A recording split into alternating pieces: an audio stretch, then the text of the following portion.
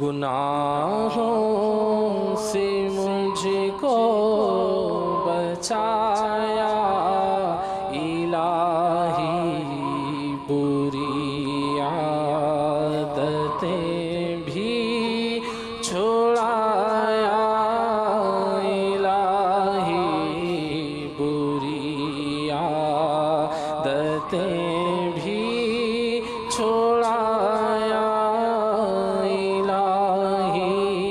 بنی اسرائیل کے بزرگ کا واقعہ ہے کہ انہوں نے یعنی کہ بہت گناہ کیے، پھر توبہ کرنے کے بعد 70 سال تک عبادت کی۔ غالباً یہ واقعہ ہے 70 سال تک وہ عبادت کرتے رہے، توبہ کرنے کے بعد گناہوں کی زندگی چھوڑ کر۔ جیسے دعوت اسلامی کے ماحول میں لوگ آ جاتے ہیں تو پہلے شرابیں پیتے تھے، نمازیں نہیں پڑھتے تھے، فلمیں دیکھتے تھے، گالی بکتے تھے، حرام روزی، پھر وہ ماحول میں آ کر داڑھی رکھتے ہیں، امام باندھتے ہیں، نمازی بن جاتے ہیں، گناہوں سے وہ کنارہ کشی اختیار کرتے ہیں، بعض ایسے ہوتے ہیں ترک نصیب۔ تو پھر یعنی انہوں نے توبہ کی اور 70 سال تک عبادت کی، اب گناہ وہ نہیں کرتے۔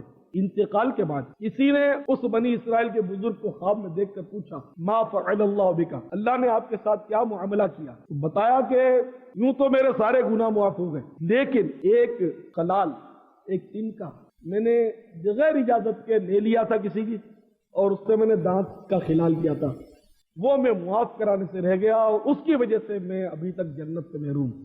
ایک تنکا، یعنی تنکا پھنسا دیتا ہے، تنکا بہت بڑی دیوار بن گیا جنت کے آڑے، اور تم ہزاروں کھا لیتے ہو، ڈکار نہیں لیتے۔ سوچو، پھلی لینے گئے تو 2 پھلیاں اٹھا لی اور اس کو توڑ کر کھانا شروع کر دیا، چھولے لے رہے ہو تو وہ آلو کا وہ ٹکڑا چن کے اٹھا کے کھا لیا۔ آسرا ہی اسی کو احساس ہوا۔ مسجد میں آئے، پیشاب لگا تو جس کے بھی چپل آئے وہ اٹھا کر اس کو پہن لی، چپل پہن لی، اور جا کر استنجا خانے میں بیٹھ گئے۔ آپ کے خاندان میں کوئی چور واقع نہیں ہوا، لیکن اتفاق سے جس کے چپل تھے وہ اب جانا چاہتا ہے۔ آپ استنجا خانے میں بیٹھے ہوئے ہو، وہ بیچارہ ادھر دیکھتا ہے ادھر دیکھتا ہے، چپل کہاں ہے میرے؟ کوئی بدبخت کم وقت میرے چپل چرا کر لے گیا، اللہ اس کو ذلیل کرے، اس کو تباہ و برباد کرے۔ وہ آپ کو بددعائیں دے کر چلا گیا، آپ کو پتا کوئی نہیں کہ آپ کے حق میں اتنی اس کا دل جلا، بددعائیں دے گیا۔ آپ کے خاندان میں کوئی چور نہیں، آپ نے چوری نہیں کی، مگر کیا کیا؟ آپ نے کسی کے چپل بغیر اجازت کے استعمال کی ہے۔ اب قیامت کے دن دینا پڑے گا۔ حقوق العباد کے معاملے میں اللہ سے ڈرے، یہ حقوق العباد کا معاملہ جو ہے وہ توبہ سے نہیں معاف ہوتا۔ مثال کے طور پر اگر آپ نے کسی کے 100 روپے رکھ لیے، اب آپ کہ میں توبہ کر لیتا ہوں، میں توبہ کر لیتا ہوں، آپ نیک بن گئے، پرہیزگار بن گئے، لیکن وہ 100 روپے جو وہ آپ کو معاف نہیں ہو سکیں گے، وہ قیامت کے روز وہ آپ کو پکڑے گا اور آپ کی نیکیاں وہ لے گا 100 روپے کے بدلے میں، اور نیکیاں آپ دو گے کہاں سے؟ میرے آقا نعمت امام اہل سنت مولانا شاہ احمد رضا خان علیہ رحمت الرحمان فرماتے ہیں کہ جو دنیا میں کسی کے 3 پیسے قرضہ دبا لے، 3 پیسے، اس کو 700 با جماعت نمازیں دینی پڑ جائیں گی۔ 3 پیسوں کے بدلے 700 با جماعت نمازیں۔ اب 100 روپے کا حساب آپ کرتے رہے، 100 روپے بھی دبا، تو یہ معاف نہیں ہوا۔ اسی طرح کسی کا آپ نے دل دکھایا، ابھی اجتماع میں آنے کے لیے آپ نے یوں ٹانگ اچھالی، اس کو دھکا مارا، یوں ٹانگ اچھالی، آ کر آگے بیٹھ گئے، یعنی ایک تو آپ آتے ہیں دیر سے، پھر جو بیچارے پہلے جلدی آ جاتے ہیں ان کا حق مارنے پر آپ تلے بھی ہوتے ہیں کہ میں آگے جا گھسوں۔ تو اب جس کو دھکا لگا، کونی لگی، اب اس کا اگر دل دکھ گیا ہے تو یہ توبہ سے معاف نہیں ہوگا۔ اب اس کو ڈھونڈ کر آپ کو معاف کرانا پڑے گا کہ بھائی میں بیوقوف تھا، آیا دیر سے اور آگے بڑھ گیا، اور تمہیں میری کونی لگ گئی، میرا ہاتھ لگ گیا، مجھے معاف کر۔ اب اگر وہ معاف کر دے تو آپ کے نصیب اچھے۔ تو یہ کہ حقوق العباد جو ہے یہ معاملہ بڑا سخت اور پیچیدہ ہے کہ اس کا حل یعنی کہ توبہ نہیں ہے۔ ہاں، جو یعنی کہ دل میں جلے اور توبہ کرتا رہے، کڑتا رہے، اور اللہ تعالیٰ جس پر مہربان ہو جائے، تو اس کے لیے یہ صورت ضرور ہے کہ قیامت کے روز ان دونوں میں صلح کرا دے گا۔ کسی کی غیبت کر دی، اب غیبت میں 2 صورتیں، ایک تو یہ کہ غیبت جس کی ہم نے کی اس کو پتہ نہیں چلا، جب تو جا کر معاف کرانے کی ضرورت نہیں ہے، بلکہ اس طرح کہ ہم توبہ کریں اور ہم دعا کریں کہ یا اللہ میری اور اس کی مغفرت فرما، یعنی ہم نے جس کی غیبت کی اس کے لیے اس طرح دعا کریں کہ یا اللہ میری اور اس کی مغفرت فرمائی، یغفر اللہ لی وَلَهُ، میری اور اس کی مغفرت فرما، یہ کہ اس کے لیے دعا کرتا رہے۔ اب ہمیں تو پتہ نہیں کس کس کی غیبت ہم سے سرزد ہو جاتی ہے، تو میں اپنی عادت بتاتا ہوں، میں کبھی کبھی اس طرح توبہ کرتا ہوں کہ یا اللہ میری مغفرت فرما، اور آج تک میں نے جن مسلمانوں کی غیبت کی ہو ان کی بھی مغفرت فرما۔ یہ جمع میں توبہ کرتا رہتا ہوں، کبھی کبھی میں اللہ کرے کہ مجھے معاف کر دیا جائے، سمجھے؟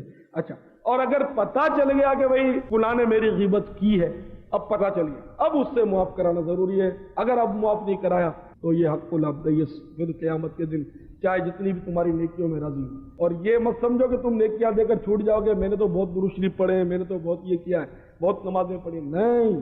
نیکیاں اگر وہ نہیں سیٹ ہوا نا، قیامت کرو تو سب کو ایک ایک نیکی کے لیے لوگ مارے مارے پھر رہے ہوں گے، ماں باپ سے جان چھڑا رہے ہوں گے، ایک ایک نیکی کے لیے طرف رہے ہوں گے، تو وہاں سیٹنگ مشکل ہو جاتی ہے۔ تو اس صورت میں پھر یہ ہوگا کہ وہ آپ کی نیکیاں بھی لے لیں گے پہلے حق، اور پھر ان کے گناہ آپ کے سر پہ ڈال دیے جائیں گے حقوق پورے کرنے کے لیے، تو بڑا معاملہ بڑا کٹھن ہوگا۔ تو اب جس میں اللہ صلح کرائے گا اس کی صورت یہ ہوگی میرے محترم اسلامی بھائیوں کہ جس کا حق ہم نے مار لیا ہے، اب مطلب وہ طالب ہے کہ اس کا حق ملے اس کو، تو اتنے میں اس کو جنت کا عالی شان محل نظر آئے گا، تو وہ حیرت سے پوچھے گا یا اللہ یہ کس کا ہے؟ تو اللہ ارشاد فرمائے گا جو اس کی قیمت چکا دے، جو اس کو خرید لے اس کا ہے۔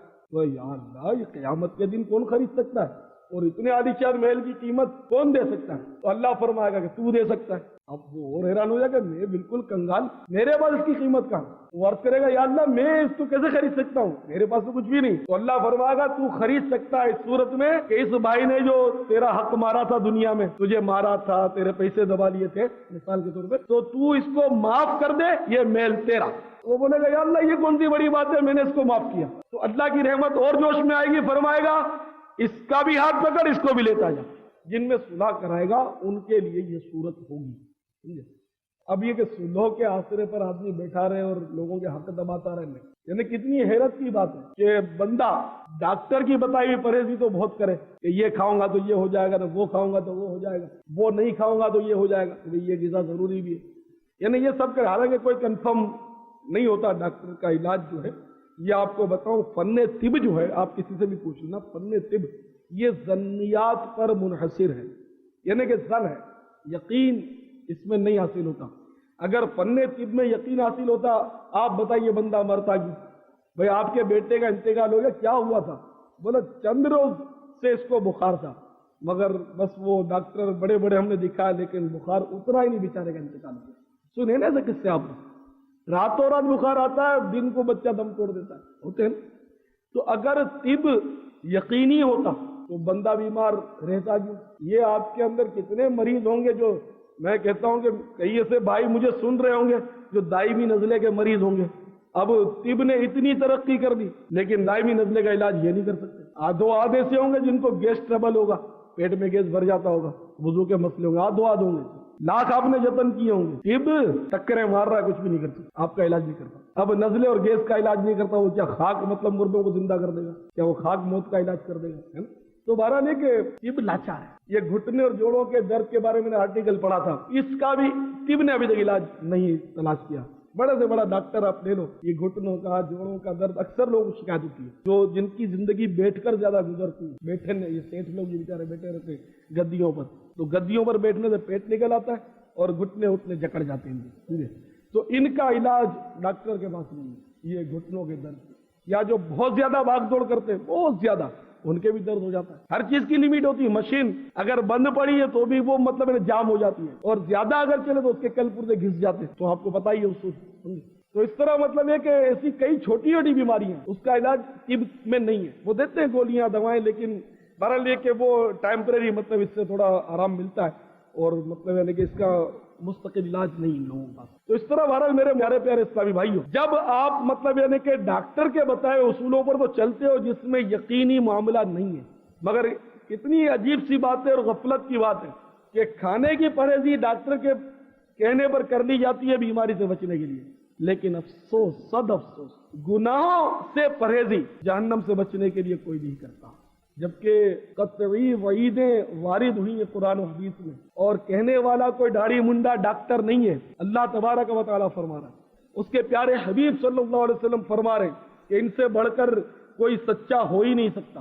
وہ فرما رہے ہیں کہ نماز نہیں پڑھو گے تو یہ سزا ہوگی، روزہ نہیں رکھو گے تو وہ سزا ہوگی، جھوٹ بولو گے تو یہ سزا ہوگی، غیبت کرو گے تو وہ سزا ہوگی، لیکن بندہ پرہیزی نہیں کرتا، بندہ کتنا گندا، کتنا نافرمان اور نادان واقع ہوا تو بہرحال یہ کہ میں نے عرض کیا کہ حقوق العباد کے معاملے میں اللہ صلح کرائے گا جس کو چاہے گا. اب اس کا اس صلح پر بیٹھے رہ کر اگر بندہ لوٹ کسوٹ مچا دے تو اس سے بڑھ کر شیطان کا دوست کون ہوگا؟ شیطان بھی یہی چاہتا ہے کہ مطلب یہ کہ بس وہ بندہ گناہ کرتا ہی رہے. اس لیے مطلب یہ کہ گناہ سے بچے.